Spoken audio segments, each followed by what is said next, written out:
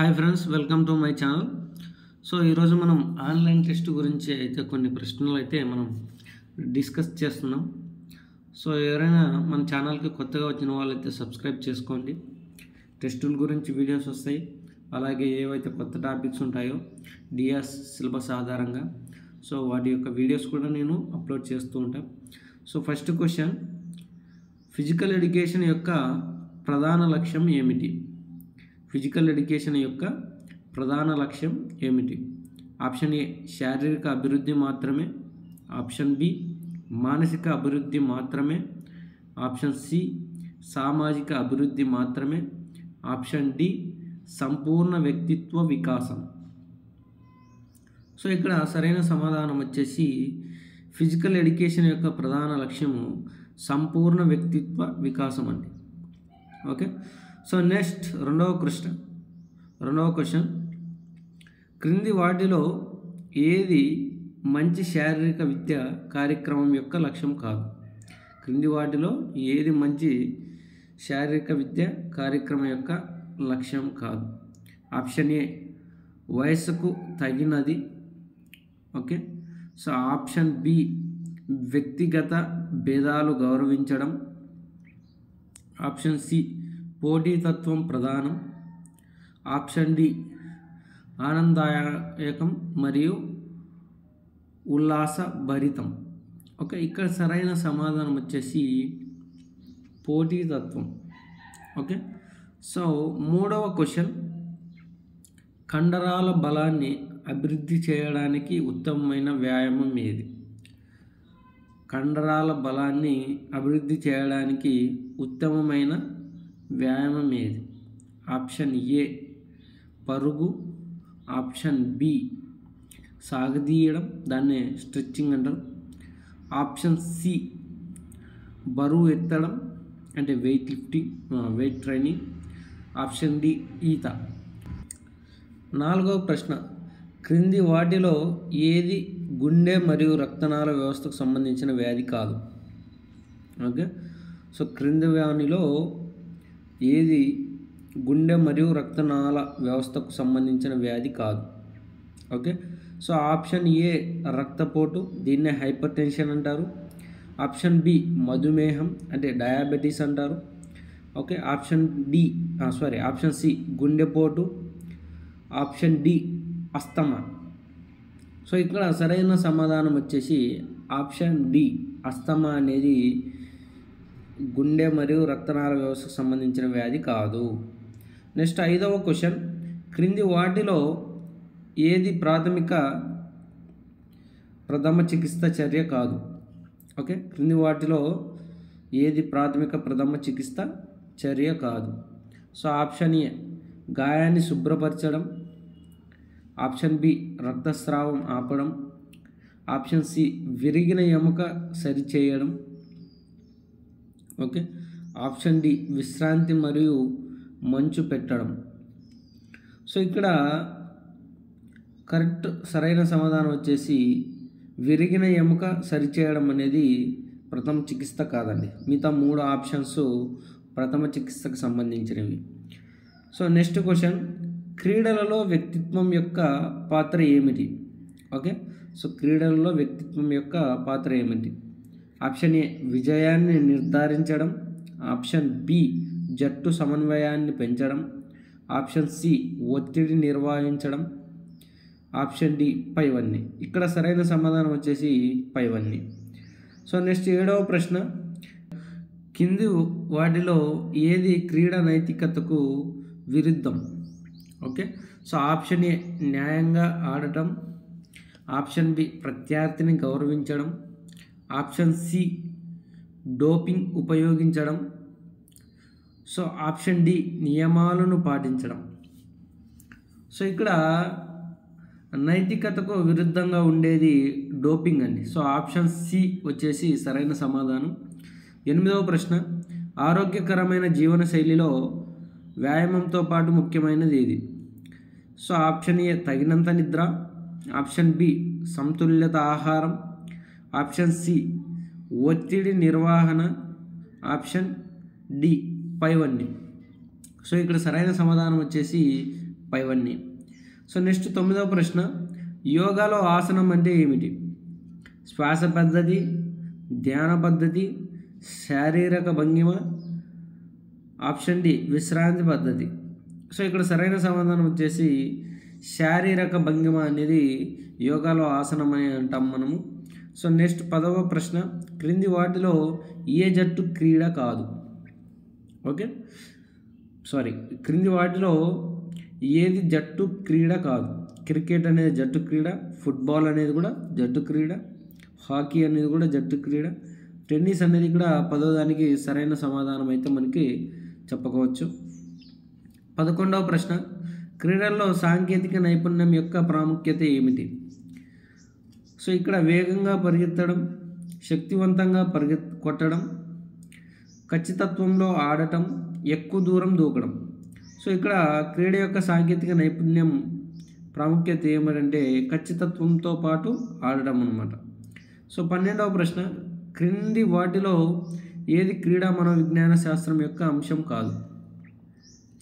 Okay, so ఇక్కడ option A ప్రేరణ, option B ఆందోళన, ఓకే, ఆప్షన్ సి కండర నిర్మాణము, ఆప్షన్ డి ఆత్మవిశ్వాసం.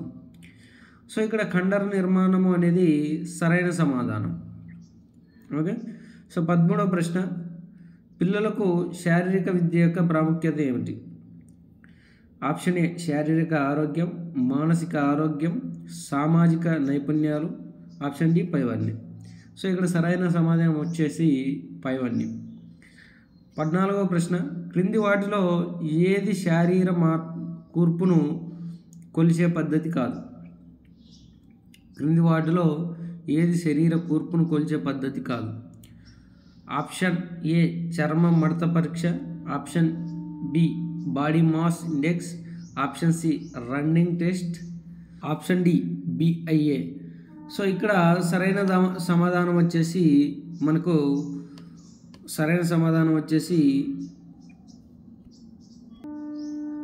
రన్నింగ్ టెస్ట్ అండి.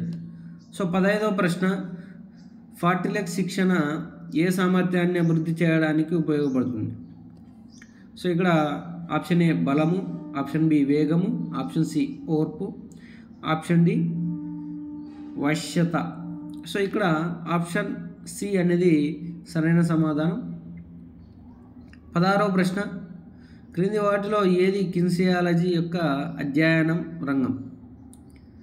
ఓకే, సో ఇక్కడ ఆప్షన్ ఏ క్రీడా చరిత్ర, ఆప్షన్ బి మానవ కదలికలు, ఆప్షన్ సి క్రీడా నిర్వహణ, ఆప్షన్ డి వ్యాయామ శరీర ధర్మశాస్త్రం. సో ఇక్కడ మానవ కదలికలు అనేది కిన్సియాలజీ యొక్క అధ్యయన రంగం. సో ఆప్షన్ బి అనేది రైట్ ఆన్సర్ అండి. 17వ ప్రశ్న, క్రీడా గాయాలు నివారించడానికి ముఖ్యమైనది ఏది? ఓకే, క్రీడా గాయాలు నివారించడానికి ముఖ్యమైన గాయాలు ఏది? సరిగ్గా వేడెక్కించడం, సరైన సాంకేతికను ఉపయోగించడం, ఆప్షన్ సి తగినంత విశ్రాంతి తీసుకోవడం, ఆప్షన్ డి పైవన్యం. ఇక్కడ సరైన సమాధానం వచ్చేసి పైవన్యం. ఓకే, సో పైవన్నీ మనకు సరైన సమాధానం. 18వ ప్రశ్న, క్రింది వాటిలో ఏది విటమిన్ డి యొక్క ప్రధాన వనరు? ఆప్షన్ ఏ పండ్లు, ఆప్షన్ బి కూరగాయలు, ఆప్షన్ సి సూర్యరశ్మి, ఆప్షన్ డి ధాన్యాలు. సరైన సమాధానం వచ్చేసి ఆప్షన్ డి సూర్యరశ్మి నుంచి మనకి తయారవ్వడం జరుగుతుంది. నెక్స్ట్ 19వ ప్రశ్న, క్రింది వాటిలో ఏది కమ్యూనికేషన్ నైపుణ్యం కాదు? క్రింది వాటిలో ఏది కమ్యూనికేషన్ నైపుణ్యం కాదు? ఆప్షన్ ఏ వినడం, ఆప్షన్ బి మాట్లాడడం, ఆప్షన్ సి రాయడం, ఆప్షన్ డి దూకుడు ఉండటం. ఆప్షన్ డి అనేది సరైన సమాధానం. 19వ ప్రశ్న కంప్లీట్ అయింది. నెక్స్ట్ 20వ ప్రశ్న, క్రీడా పోటీల్లో ఒత్తిడి ఎలా తగ్గించుకోవాలి? ఆప్షన్ ఏ వ్యాయామం చేయడం, ఆప్షన్ బి ధ్యానం చేయడం, ఆప్షన్ సి సానుకూలంగా ఆలోచించడం, ఆప్షన్ డి పైవన్నీ. సో సరైన సమాధానం వచ్చేసి పైవన్నీ. సో నెక్స్ట్, క్రింది వాటిలో ఏది వ్యాయామం చేసే ముందు తీసుకోవాల్సిన జాగ్రత్తలు కాదు?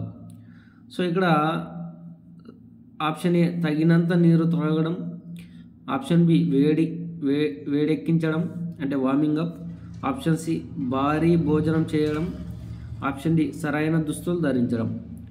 సో ఇక్కడ ఆప్షన్ సి అనేది భారీ భోజనం చేయడం అని. సో 22వ ప్రశ్న, స్పోర్ట్స్ ఫర్ ఆల్ అనే భావన యొక్క ముఖ్య ఉద్దేశం ఏమిటి? స్పోర్ట్స్ ఫర్ ఆల్ అనే భావన యొక్క ముఖ్య ఉద్దేశం ఏమిటి? ఆప్షన్ ఏ ప్రతిభావంతులై క్రీడాకారులను గుర్తించడం, ఆప్షన్ బి క్రీడలను అందరికీ అందుబాటులో ఉంచడం, ఆప్షన్ సి క్రీడల్లో వ్యాపారీకరణను ప్రోత్సహించడం, ఆప్షన్ డి క్రీడలను కొన్ని వర్గాలకే పరిమితం చేయడం. సో ఇక్కడ ఆప్షన్ బి అనేది సరైన సమాధానం, క్రీడలను అందరికీ అందుబాటులో ఉంచడం. ఓకే.